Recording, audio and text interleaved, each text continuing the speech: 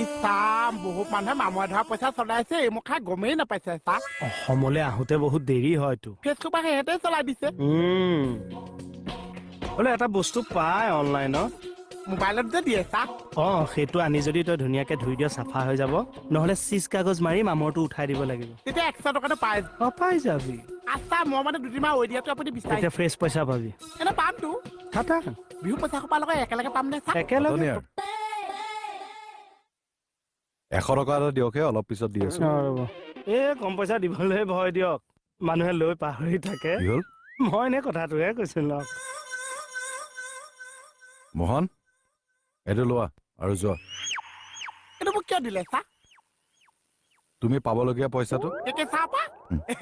অ চা মোৰতো মিলি গ'ল আপোনালোকে মিলাই ল'ব চা এই কথাটো ভাল নহল নেকি ছাৰ মোহনৰ পৰা এইবিলাক কৰি পইচা লোটাটো ভাল কথা